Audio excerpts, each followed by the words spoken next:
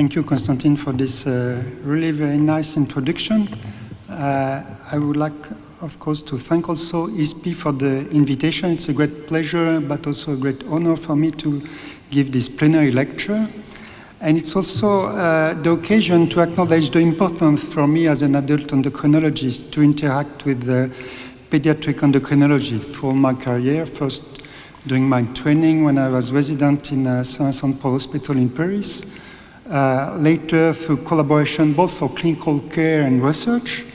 And more recently, with the French National Network for Rare Endocrine Disease, there's a really very nice interaction with pediatricians. And I'm quite convinced that at the European level, with the EUREN program that is currently, as we heard this morning, under evaluation, we will have also the possibility to have a very interesting and fruitful collaboration.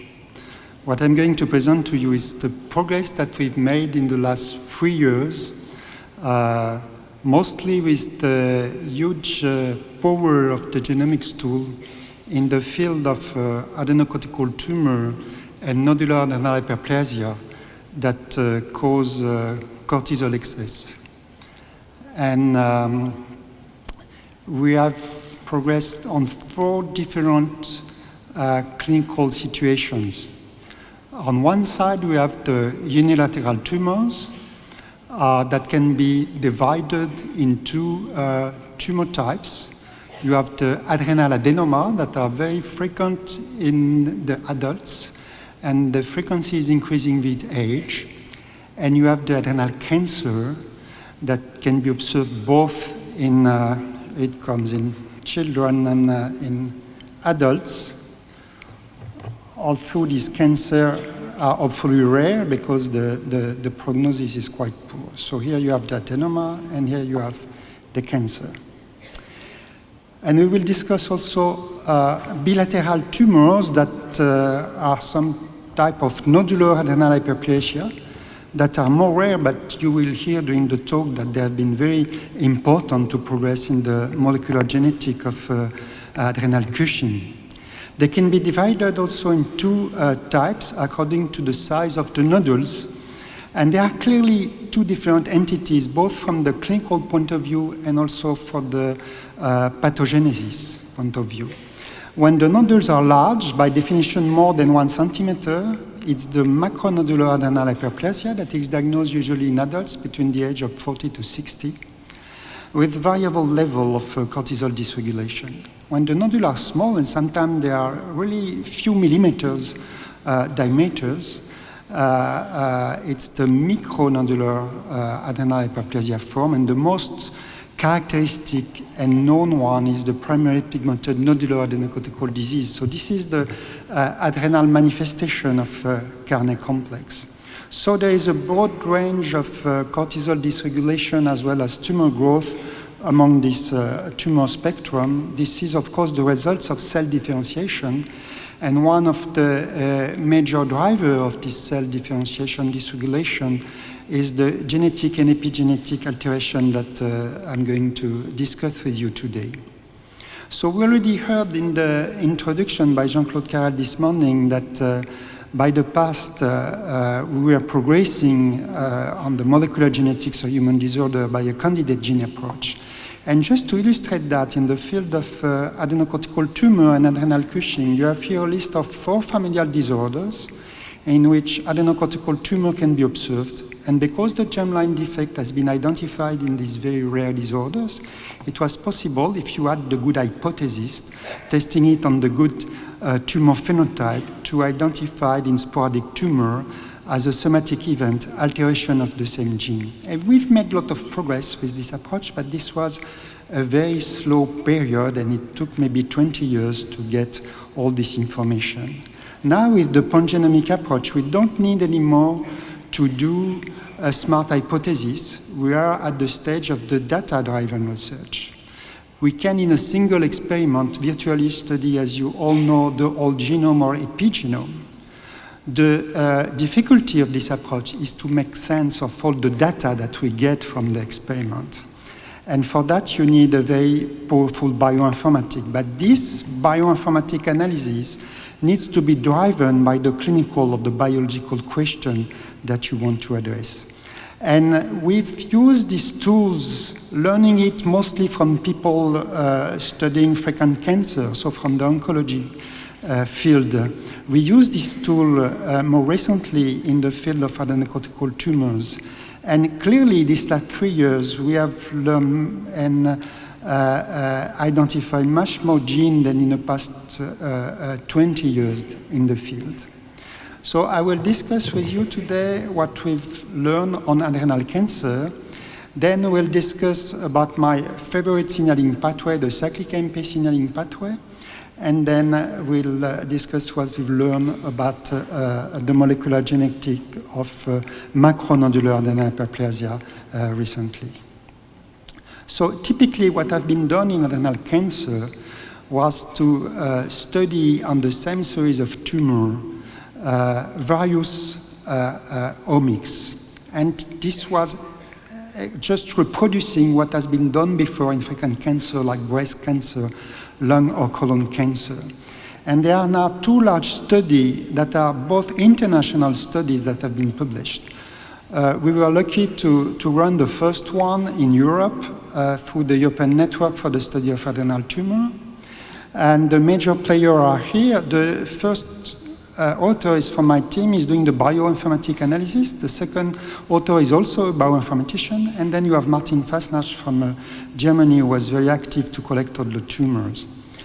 And we were also happy to collaborate through an international initiative run by the Cancer Genome Atlas, in which tumors from Europe, but also South and North America and Australia were investigated with the same approach. And I would say that on the overall, the results of the 2 studies are rather similar, so this is quite reassuring, and we have now a robust idea of the molecular genetics of adenocortical cancer, and we can, as you will see, even revisit the molecular classification of these tumors. You have here an example of the chromosomal alteration in the European studies in a series of 122 adenocortical cancer. And as you can see, the chromosomal alteration gain in red and losses in gray are numerous through all the genome. And the majority of the chromosomal alter, and this is typical of a malignant adenocortical tumor. You will see when we will discuss benign tumor that picture is completely different. Same observation in pediatric adenocortical tumors. Emilia Pinto in the group of Gerard Zambetti in St. Jude published last year a very nice studies, integrated various genomic approach on pediatric adenocortical tumor. You have here an example with 4 different tumors coming from patients with P53 germline mutation. And as you can see, in each tumor, there are numerous chromosomal alterations. So from the quantitative point of view, adult and pediatric ACC are rather similar. They have numerous chromosomal alterations. From the qualitative and regional point of view, there are similarities for some locus, but difference for some other locus. What about the driver gene that have been identified by this genomic approach? So the driver gene are the genes that are recurrently altered, and they are identified either by exome sequencing or by SNP analysis. So exome leads to the identification of mutation or small intragenic deletion, and SNP analysis leads to the identification of amplification in region where there are oncogene, or losses in region when you have tumor suppressor gene. And you have here the European and the TCGA study. The results are rather similar. The top 3 genes in both studies are P53 and beta-catenin. The tumor suppressor gene P53 and the oncogene beta-catenin was already known to be involved in adrenal cancer, but you have here a new tumor suppressor gene that was unknown in the field of cancer before, ZNRF3. Interestingly, if you look here to the European cohort, there is no overlap between tumor with a ZNRF3 mutation and tumor with the beta-catenin mutation. It turned out that, in fact, ZNRF3 is a controller of the Wnt beta-catenin signaling pathway. And it's an inhibitor of the pathway. And the alteration here are mutation or homozygous focal deletion that inactivate ZNF3. So when you inactivate ZNF3, you have the same consequence than when you have a point mutation that activates beta-catenin, which is an oncogene in adenocortical tumors. What about pediatric ACC? From the St. Jude study, it turns out that P53 is clearly the gene that is the most frequently altered in pediatric ACC. We know already that in many of these children, there is a germline mutation of P53 by comparison with adults, in which the vast majority of P53 mutations are just somatic mutation. Then you have mutation of beta-catenin. ZNL3 has never been so far found mutated in pediatric ACC, so clearly here you have a difference. And then ATRX, which is quite frequently altered in pediatric ACC, is altered only in a minority of adult cancer. So we can now merge all these omics, and you have here one example from the European study, to draw a general molecular classification of adenocortical cancer. You have here two different clusters, the C1a and the C1b cluster, that are differentiated according to the transcriptome analysis, so that the gene expression profile. And as you will see later, clearly the survival of these two clusters is dramatically different. Within the C1a tumor that are more aggressive, you will find a higher mutation rate, you will find more frequently alteration and sometimes multiple alteration of the key driver genes. And you will find also methylation alteration. There is a subgroup of tumor here with a very high level of methylation within the regulatory region. Another subgroup here with an increase by comparison with all the other cancer, but this is not as dramatic as in the red subcluster here. If we look now at the overall survival, the C1b tumor does very good on the long term, while the C1a tumor, especially the one here with a high level of methylation, have a very poor survival. So we now use this information not only to progress in the pathophysiology and the treatment, but also to develop molecular tools for classification and prognostication. And we have now validated at the European level some very nice tools coming from next generation sequencing and methylation analysis for prognostication of this cancer. So where the clinician and the pathologists so far were unable to predict the outcome, we can now do it with the molecular profiling. What about the cyclic AMP signaling pathway? I would say this is clearly, for years for me, one of my favorite signaling pathway in endocrine tumor. As you all know, this is a very important pathway in endocrine cell physiology, and there are numerous disorders that are associated with molecular alteration of this pathway in the field of endocrinology. One of these disorders is the Carnet complex. The Carnet complex gene was identified in 2000 by our chairman, Konstantin Stratakis, as the regulatory subunit A1A of PKA. As you all know, Carnet complex is a dominant inherited disorder in which various tumor, skin tag, and cardiac myxoma can be observed.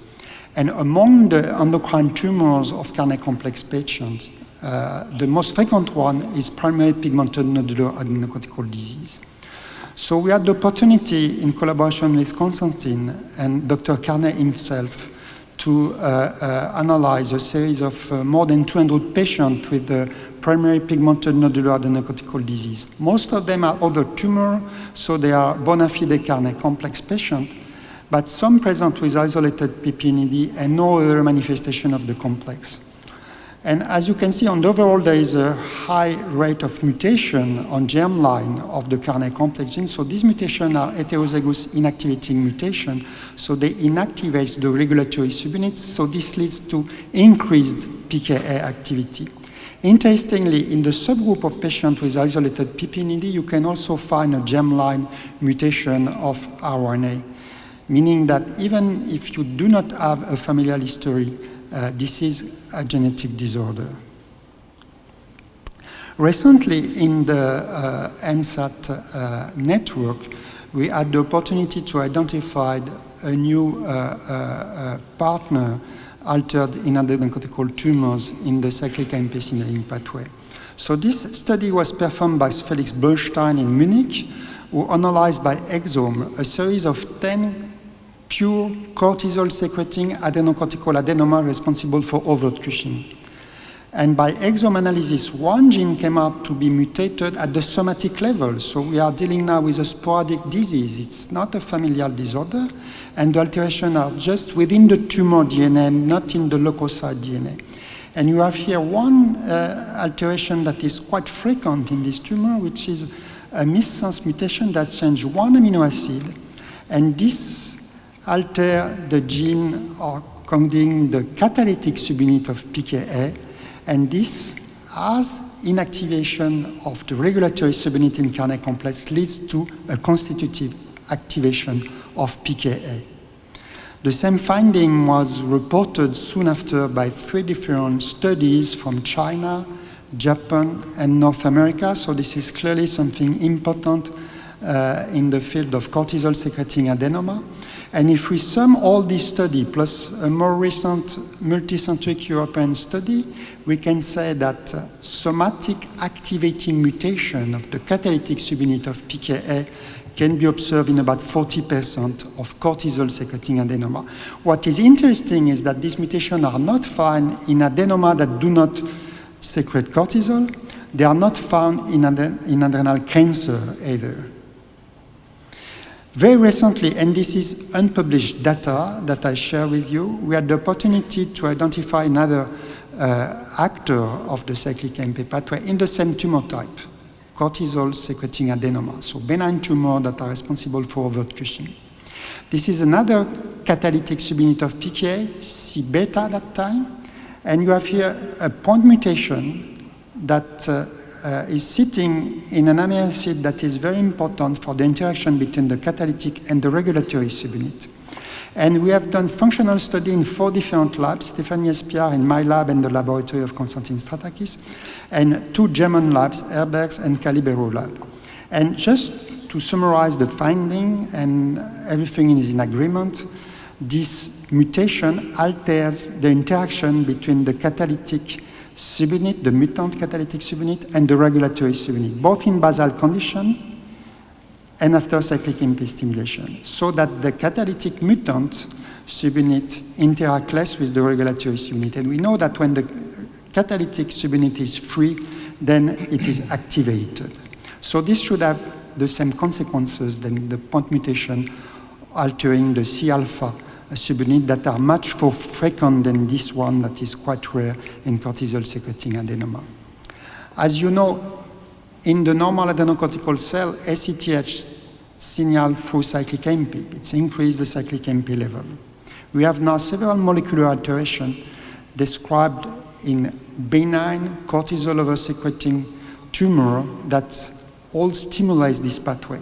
The first one have been described, that's a quarter of century now ago, in macronal bright patients. That's the activating mutation of the alpha subunit of the G protein, the GNAS gene. We've just remind you about the carnet complex gene, inactivating mutation of regulatory subunit of PK.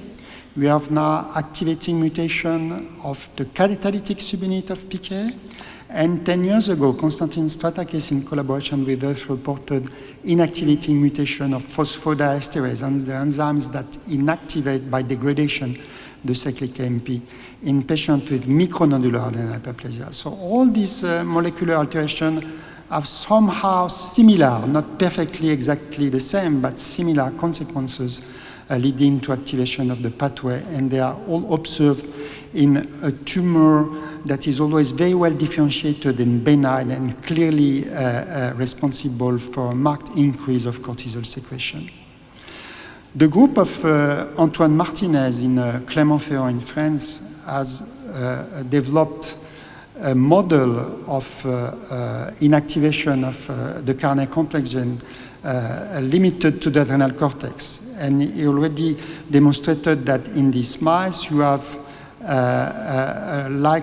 adrenal fetal-like hyperplasia that is occurring, as you can see here by comparison with the wild type, and increased corticosteroid level both in basal and after dexamethasone suppression, and a phenotype that mimic Cushing syndrome in humans.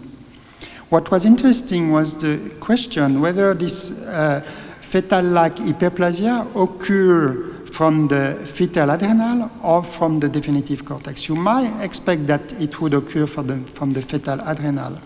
That was the speculation. But in fact, and this is unpublished data that Antoine accepted that I present to you today, when he induced specifically the inactivation of R1A in the mouse fetal cortex, he had no phenotype and no morphological alteration. And by contrast, when he inactivated the R1A gene, specifically in the definitive cortex, he was able to observe the endocrine phenotype and the same type of molecular alteration. So this means that cyclic AMP pathway stimulation in the adrenal cortex might be tumorigenetic and leads to cortisol dysregulation only in a cell type that is already very well differentiated. And I think that's a very interesting and important observation, because for years, many labs tried to reproduce the mitogenic effect of cyclic AMP on cell line, and usually it's a failure. You need to work in vivo, or you need to work in primary cell in culture. And I think the explanation might be this one, is that you need to have a very well differentiated cell type to be responsive to cyclic AMP pathway stimulation to develop an hypersecreting tumor. I would like now to finish the talk by sharing with you some data on macronodular adrenal hyperplasia. So this disease is usually diagnosed in adults between the age of 40 to 60, either by the investigation of clinical sign of Cushing or after the incidental finding of bilateral adrenal nodules on CT scan. Most patients are apparently sporadic. When you ask them, do you have relatives with this adrenal disorder? They reply no.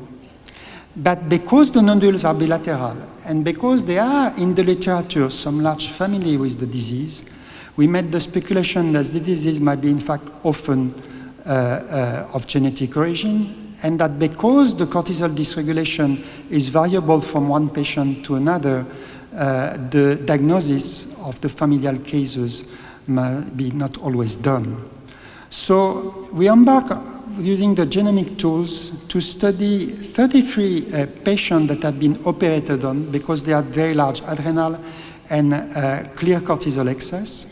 And we look first to chromosomal rearrangement within the adrenal tissue of these patients, with the idea that if this was a genetic disease, maybe the gene was a tumor suppressor gene. So within the tumor tissue, we might identify a region of allelic loss that would point to the locus of this gene.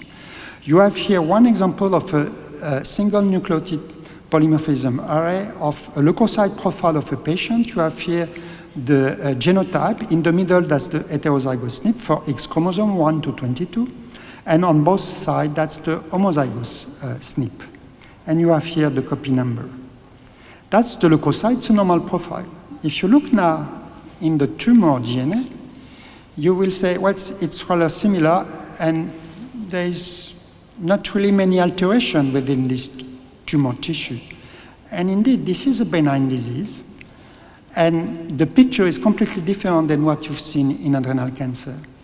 But if you look carefully, there is one spot here on chromosome 16p in which all the heterozygous SNP disappear. And indeed, in the whole cohort, an allelic loss at 16p was observed in a quarter of the tumors. And this was clearly the most frequent alteration within the tumor. There were very few other recurrent alterations in these tissues. So because this is the whole 16p arm, it was difficult to find a good candidate there by Sanger. So we did, in a second step, a whole genome sequencing analysis of 5 pair of leukocyte and tumor DNA, and it turned out that only one gene was recurrently mutated. This is the armadillo repeat containing 5 genes, that was mutated in 4 out of 5 leukocyte DNA and in 3 out of 5 tumor DNA. And in fact, ARMC5 is located at chromosome 16p, so everything fits well together. And the patient in which there was no mutation in the tumor, but a mutation on the germline DNA, had in fact within the tumor an allelic loss of chromosome 16p. So we went back to the old cohort, and an inactivating heterozygous germline mutation of ARMC5 could be found in half of the patient.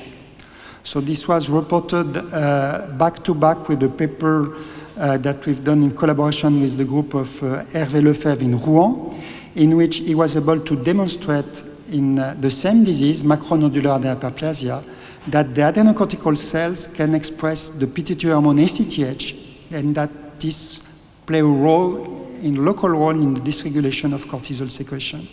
So before that, the disease was termed ACTH-independent macronodular adrenal hyperplasia. And after the accompanying editorial from André Lacroix, we call it now primary bilateral macronodular adrenal hyperplasia, as you heard during this talk. So ARMC5 is typically, and this was our initial hypothesis, a tumor suppressor gene. We have sequenced, and Konstantin in his lab had sequenced now many nodules from a patient operated. And the findings are always like in this patient. 3 nodules in both adrenal were sequenced. This patient has a germline mutation of ARMC5 that is present in each adrenal nodules, along with a second alteration that can be an allelic loss, or a small deletion, or another point mutation. So within the adrenal cortex, you have biallelic inactivation of ARMC5. So you have lost completely the wild type gene, and this is typical of a tumor suppressor gene according to the Knudsen hypothesis. You know that Knudsen, who made this model years ago, passed away quite recently. Since our initial paper, there are now several reports, and if we summarize the mutation described in all these reports and some of our unpublished mutation, you have here the landscape of the germline and the somatic mutation. As you can see, they are thread through all the coding sequence of ARMC5. So far, all the patients with the somatic mutation already have a germline mutation. We are not aware of a single case in which you would have only a somatic mutation. And that might imply that the ARMC5 inactivation should occur very early in life, despite the fact that the diagnosis is made late in life to be pathogenic. And probably there is something important occurring early in life and the development of the adrenal that play a role in the development of the disease, but this is a benign tumor with a very slow growth rate. Among all these papers, 3 deal with, interestingly, with very large family. Most of them have been already published before ARMC5 was identified. And as you can see, in the majority of this large family, there is an ARMC5 mutation. 2 papers, one from the group of Konstantin Stratakis and one from our team, deal with apparently sporadic cases. And as you can see, despite the fact that there is no known familial history, 20 to 25% of the patients indeed have a germline inactivating mutation of ARMC5. So this can lead to familial screening and the diagnosis of a genetic predisposition to develop macronodular hyperplasia and an early diagnosis. And it is clear that in the relative, when you find a mutation, you usually find an adrenal disorder that is not diagnosed yet. The penetrance of the disease, you have here one illustration with the French-Canadian family that have been investigated by Isabelle Bourdeau in Canada. The penetrance of the disease is very high. But what is happening is that there is a high variability of the severity of the disease. That means some patients might have nodules that are not very large and a subclinical Cushing. Others might have very large nodule and an overt Cushing. Usually the index case has this phenotype. But there are also some relatives with this phenotype that are not diagnosed just because, as often with rare disease, no one thinks in a patient with hypertension or diabetes that this might be, in fact, Cushing syndrome, excuse me. ARMC5, and this is expected for a tumor suppressor gene, play a role in cell growth and apoptosis. And indeed, wild-type ARMC5 induce apoptosis, while point mutants lose the ability to induce apoptosis. So this is a way for us, when we find a new point mutant, to demonstrate that this is indeed a pathogenic mutation, as you can see here by comparison with the wild type, because the ability to induce apoptosis is lower. What are the effects of AMC5 inactivation on steroidogenesis? You might expect, and here we have really what can be apparently a paradoxical observation, that this would stimulate steroidogenic enzyme expression and cortisol secretion. In fact, this is exactly the opposite. And I like very much controversial results, because as you can see here, both in basal condition and after forskolin stimulation, there is a decreased expression of steroidogenic enzyme when you inactivate AMC5 by siRNA. And this leads to decreased cortisol secretion. Same observation, and this is unpublished data that Konstantin Stratakis was kind enough to accept that I present to you. He developed AMC5 knockout mouse, and as you can see, there is a decreased expression of steroidogenic enzyme within the adrenal cortex of this transgenic mice. So why there is Cushing, you will see that on the last slide. When we have identified AMC5, nothing was known about its function. We just know that it contains armadillo repeats and a BTP-Bose domain, so therefore there might be interaction with many partner proteins. And Ludivine Druga, who was a postdoc in the laboratory, embarked on a proteomic screen to identify proteins that are partner of the wild-type AMC5. Among the 16 proteins that she had identified, is sitting here the catalytic subunit of PKA. So we were obviously very interested in that, and we demonstrated that indeed, both by co-immunoprecipitation and bread study, there is a direct interaction between AMC5 and the catalytic subunit alpha of PKA. There is no interaction with the regulatory subunit of PKA. And what are the consequences of this interaction? Well, in fact, this interaction stimulates the PK activity. When you inactivate AMC5, you have the opposite effect, as you can see here in this FRET analysis.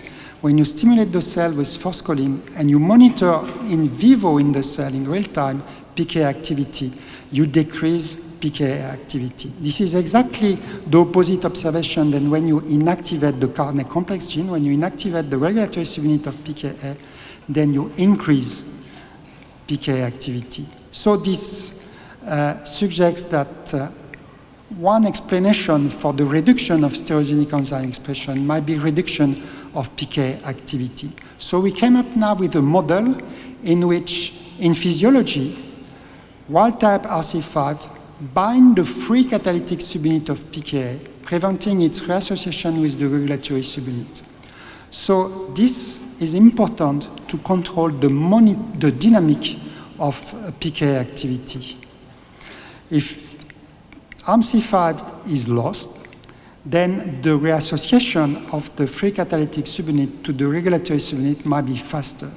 So the consequences of the mutation might be to alter the dynamics of PK activity.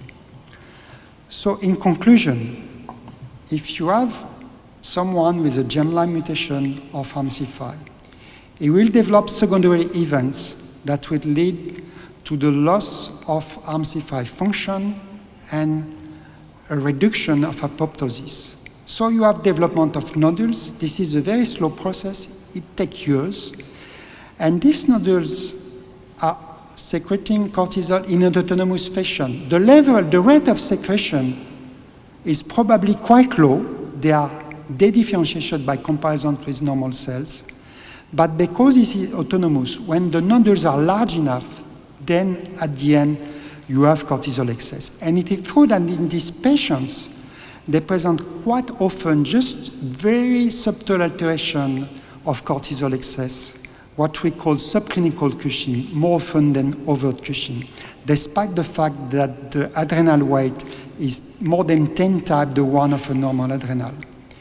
If on the other side, you have inactivation of the carnet complex gene, you will have the development of small nodules that will not grow very large, but that clearly because the cyclic AMP pathway is activated probably, very active from the hormonal point of view. And you have here adrenal that have the same weight than normal adrenal that are responsible for a marked Cushing.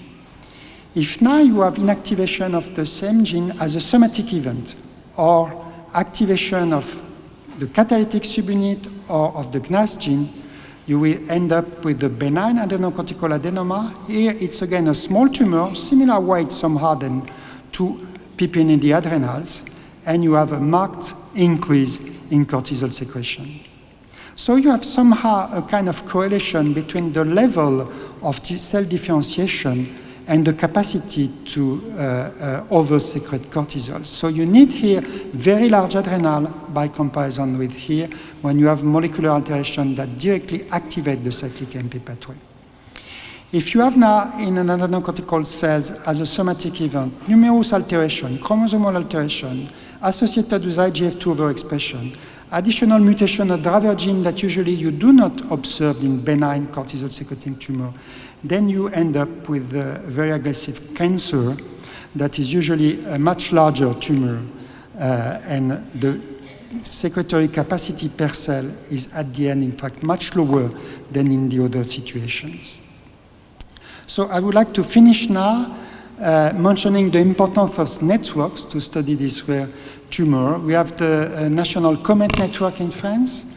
We have this very friendly and successful Carnet complex consortium between France and North America.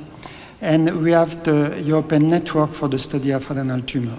And I will stop here with the name of all our collaborators. Thank you for your attention.